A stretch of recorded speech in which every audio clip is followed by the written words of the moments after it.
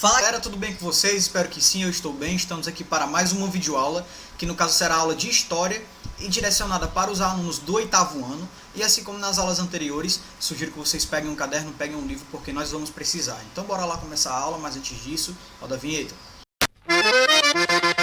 Anote o número. Hoje a gente vai dar início ao capítulo 5, que tem por título Era Napoleônica. Então, galera, no decorrer desse capítulo, a gente, a partir do início do capítulo 5, a gente já conseguiu perceber que o objetivo do módulo é trazer aí uma construção, a partir do contexto da Europa principalmente. No momento anterior, a gente discutiu, no capítulo anterior, no caso, a Revolução Francesa. Então a gente entendeu ali o que foi o antigo regime, o que influenciou a partir do iluminismo, a sociedade a estruturar uma revolução. A gente entendeu ali todas as dinâmicas que estiveram envolvidas no contexto da revolução. A gente entendeu também ali a divisão que existia entre os revolucionários, girondinos, jacobinos, e a partir disso a gente entendeu aí a dissolução de diretório, que foi a nossa última aula, o diretório, e como o diretório ele foi aí desestruturado para que de fato Napoleão aparecesse, e a partir disso acabar ali com a última fase da Revolução Francesa e dar início de fato à Era Napoleônica. Então esse conteúdo a gente viu nas aulas anteriores e hoje a gente vai dar início aí à Era Napoleônica, tá certo? Capítulo 5, Era Napoleônica. Então bora lá. Então, galera, a partir da nossa última aula, a gente de fato conseguiu finalizar ali o que a gente entende como a última fase da Revolução Francesa, que no caso foi o diretório, em que foi desestruturado ali, obedecendo aos interesses da burguesia, da alta burguesia principalmente, que deu total apoio aí para que Napoleão ascendesse socialmente, politicamente, se tornasse aí, a grande figura, nova figura do contexto da França, tá certo? Então, quando a gente estuda a Era Napoleônica, a gente vai ver que foi um período que de fato revolucionou o contexto do mundo de forma geral, tá? Então a gente vai entender isso um pouco mais lá na frente. Então o que foi que aconteceu, galera? O período do diretório ali, com o governo dos girondinos, a gente percebeu que os burgueses, eles possibilitaram com que Napoleão de fato chegasse ao poder, a partir do golpe 18 de Brumário, aproveitando toda aquela instabilidade, aquela certa bipolarização política que estava acontecendo na França naquele período ali.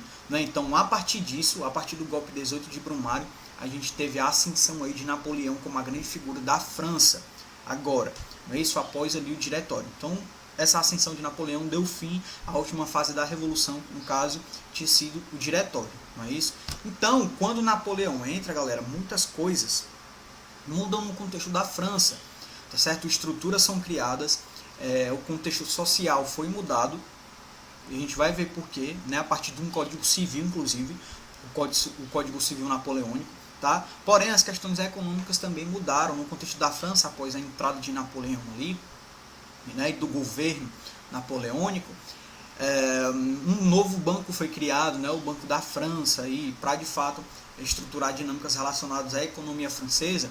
Porém, o que a gente percebe que no primeiro momento foi bastante importante para o contexto social principalmente, foi o Código Civil Napoleônico, que já está aparecendo uma imagem aí na tela de vocês, não é? Então foi uma considerável mudança, galera, o Código Civil Napoleônico, que foi aí estruturado em 1804. Então, no código, que foi inspirado inclusive em diretrizes do direito romano, o código tinha, claro, a gente já sabe, galera, o apoio, tinha, claro, o código tinha que aparecer ali com caráter burguês. Então, garantia os princípios de liberdade individual, liberdade de consciência, e direito à propriedade privada, certo? Outra diferença do código foi o restabelecimento de uma boa relação com a Igreja Católica, que havia sido, que tinha sido ali se complicado muito essa relação.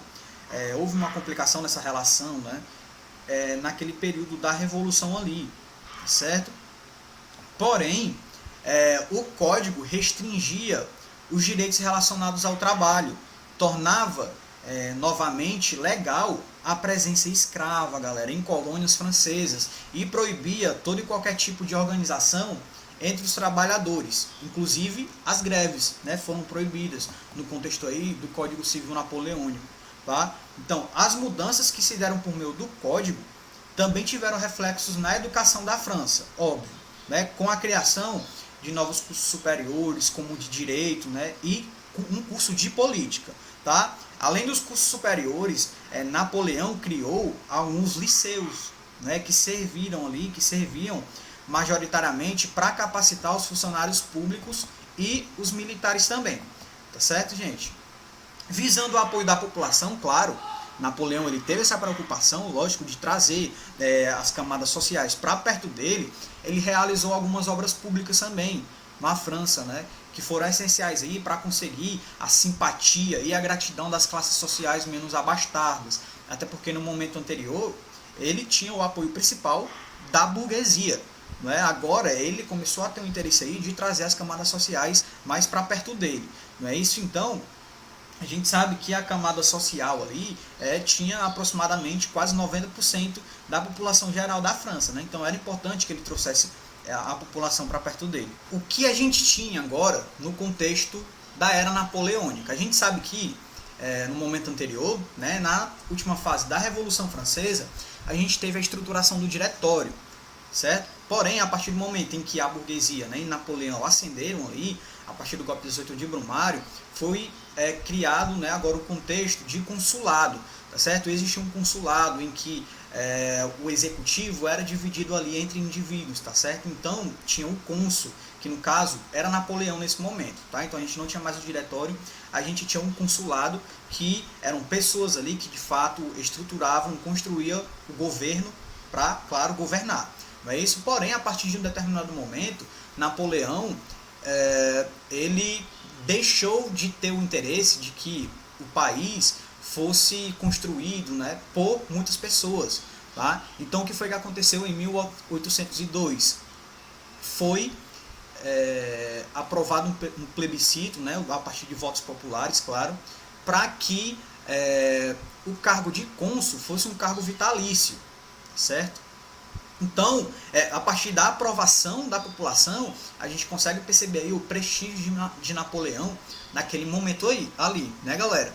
Já em 1804 foi estruturada uma nova Constituição, tá certo? Que agora dava o título a Napoleão de imperador, tá certo? Então agora, a partir desse momento, a gente tem Napoleão como a figura de um imperador, tá certo? E a partir disso, a gente vê a estruturação aí de muitas dinâmicas simbólicas, como por exemplo a coroação de Napoleão, que já está aparecendo aí na tela de vocês, tá? Essa coroação foi realizada, né, a cerimônia, lá na catedral, galera, de Notre Dame, em 2 de dezembro de 1804, tá certo? A gente tem alguns acontecimentos que estão inseridos nesse contexto aí, né? O primeiro é que Napoleão não foi a Roma para ser ungido pelo Papa, né? Como os imperadores que apareceram antes dele começaram a fazer. Né? Então ele exigiu que o Papa, né, que no caso era o Pio VII, fosse a Paris para a cerimônia. Tá certo? Então a gente vê aí o que Napoleão era considerado, né, que significava. O segundo, que no caso foi o momento mais emblemático, foi o fato de que Napoleão ele se autocoroou, né? Ele se autocoroou, galera.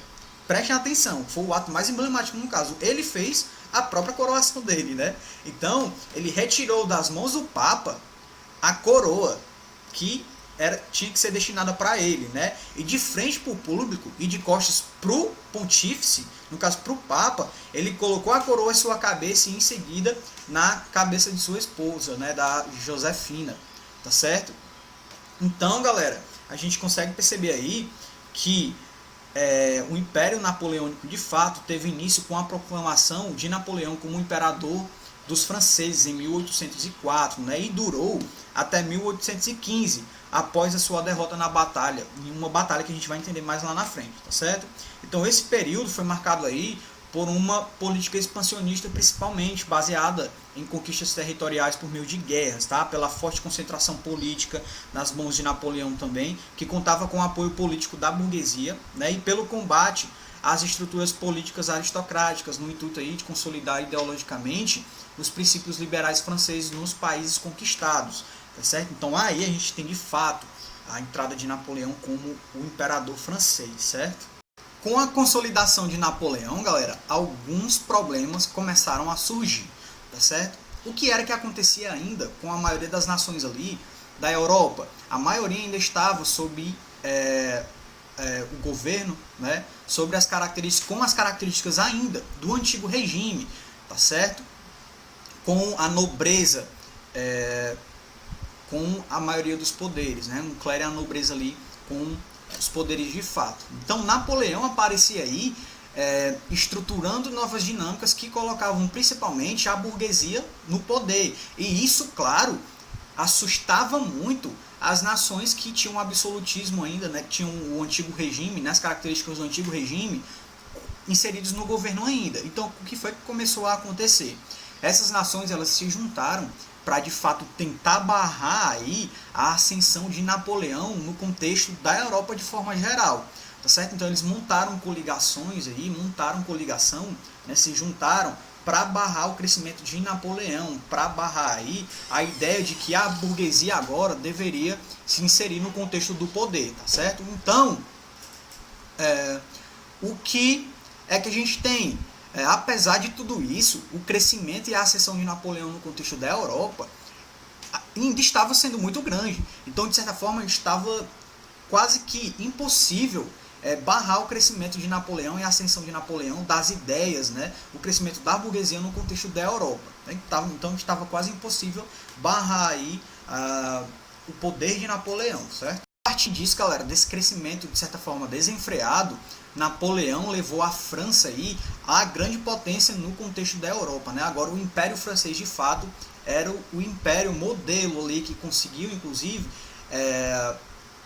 inserir no seu contexto de colônia os impérios aí, outras nações no caso, né, como por exemplo a Espanha, a Holanda, a Bélgica, tá certo? Então grande parte desses territórios já tinham sido tomados. Então a França apareceu aí como a principal potência na perspectiva política, social, econômica, tá certo? O liberalismo francês se tornou exemplo para as outras nações, tá? Então a França, gente, agora a partir aí do Império Napoleônico se tornou a grande potência no contexto da Europa, tá certo? Então, o que foi que começou a acontecer? As rivalidades começaram a aparecer, tá certo? Então, Napoleão, inclusive, materializou a sua rivalidade com a Inglaterra. A Inglaterra que naquele momento ali, que passava de certa forma por revolução industrial, né, como uma grande potência aí, que tinha desenvolvido de fato a sua indústria, Napoleão se inseriu no contexto de rivalidade com a Inglaterra, né? Agora França e Inglaterra como rivais aí, e Napoleão tentou inserir algumas dinâmicas para de fato enfraquecer a Inglaterra, tá? Então Napoleão no primeiro momento ele tentou enfraquecer o período inglês com as campanhas militares que ele fez no Egito, né, que tinha como objetivo aí impor dificuldades à produção industrial inglesa, né, ao cortar as rotas de transporte de matéria-prima que vinha ali da Ásia, tá? Então essa rivalidade só se acentuou em 1806, galera, com o quê?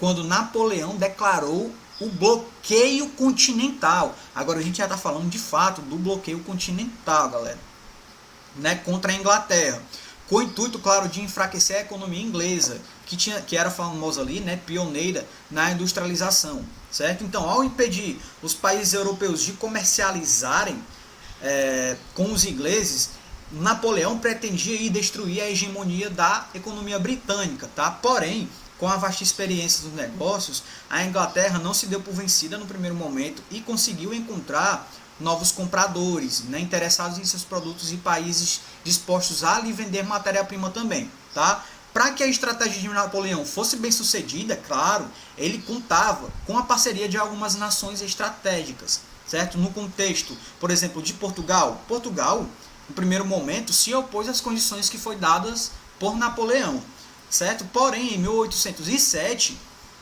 Napoleão enviou o ultimato para o país. Tá? Então, percebendo aí a importância da indústria inglesa para a sua nação, Portugal negou essa ajuda a Napoleão. Então, diante disso, Napoleão ameaçou aí invadir o país, tá? O que motivou a mudança do rei Dom João VI e toda a sua corte para o Brasil, né, galera? Para a sua colônia brasileira, no caso em 1808. Certo? Então, chegando ao Brasil, a família real declarou a abertura dos portos brasileiros para a Inglaterra e todas as nações associadas a Portugal, beneficiando a coroa inglesa na América. Isso daqui a gente já sabe, né, galera? O contexto aí do Brasil enquanto colônia, do Brasil colônia. Tá certo? Então, a gente tem aí nessa foto o embarque da família real portuguesa para o Brasil, né, que veio a partir da perseguição napoleônica. Então, inclusive, a gente consegue materializar aí a estruturação do Brasil enquanto colônia. A gente consegue relacionar diretamente a Napoleão também. E como aí o Império Napoleônico, o poder napoleônico, influenciou o contexto do Brasil também. Então, a gente consegue ter a noção aí do que foi o Império Napoleônico, do que foi Napoleão ali no contexto da França, né, galera? No contexto da Europa de forma geral, certo?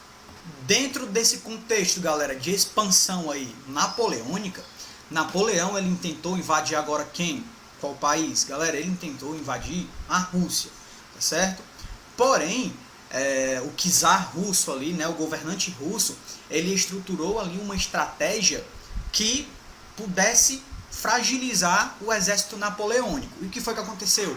Ele conseguiu fragilizar o exército napoleônico, galera, conseguiu, e inclusive o exército napoleônico bateu em retirada. Saiu da Rússia, tá? Qual foi a estratégia russa? Aí no caso, eles desestruturaram ali, de fato, né, a estrutura das suas cidades, tá? E tentaram criar ali uma atmosfera hostil para que quando o exército napoleônico chegasse, ele sofresse, né, com os problemas estruturais, falta de estrutura, falta de água, tá certo? E a partir disso eles se fragilizassem muito.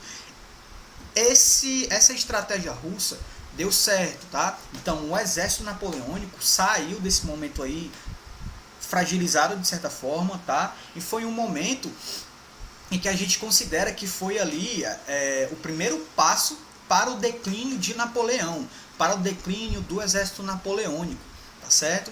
Então, Napoleão, de certa forma, saiu fragilizado desse contexto aí, dessa batalha com a Rússia, e saiu, de certa forma, desmoralizado também, certo?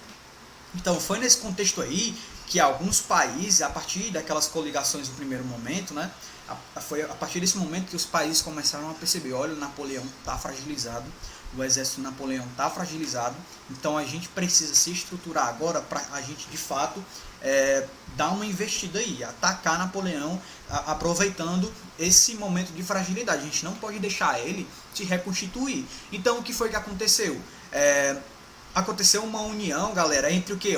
Áustria, Rússia, Suécia e Prússia, que ficou conhecida aí como Sexta Coalização, tá certo? Então, a Sexta Coalização, né, a partir desses países, se juntaram, né, fizeram aí a Sexta Coalização e atacaram aí o exército napoleônico, tá? Organizaram uma investida e de fato conseguiram atacar Napoleão, um território que hoje é o território da Alemanha, tá certo?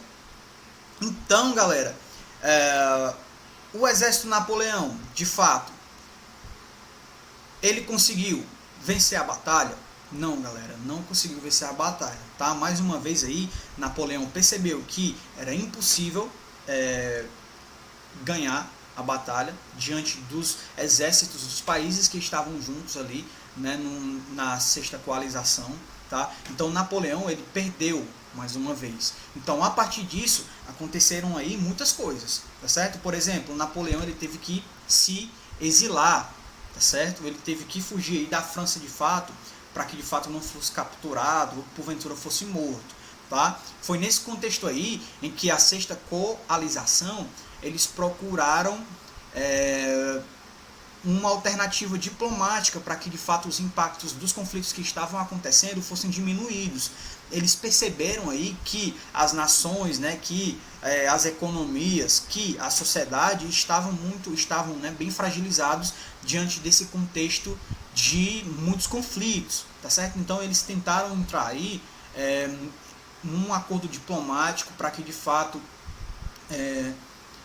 os conflitos diminuíssem, que os impactos dos conflitos fossem amenizados, tá? Então eles se direcionaram à França aí e ocuparam a França lá em 1814, mais propriamente em Paris, tá certo? O que foi que aconteceu? Napoleão se deu por vencido, ele estava exilado, ele se deu por vencido? Não, né, galera? Ele tentou mais uma vez aí organizar um exército e recuperar o poder da França novamente. Porém, ele conseguiu? Não, gente. Perdeu novamente, tá? Mais uma vez aí, Napoleão foi derrotado, certo? Por hoje é isso, galera. A gente encerra a nossa aula por aqui. Eu espero que vocês tenham entendido. E vocês já sabem, né? Caso não tenham entendido, entrem em contato comigo pelas redes sociais. A gente tem um Google Meet, onde a gente pode tirar essas dúvidas e ampliar as discussões também, certo? Então é isso. Continue estudando. Um forte abraço e até a próxima aula. Valeu!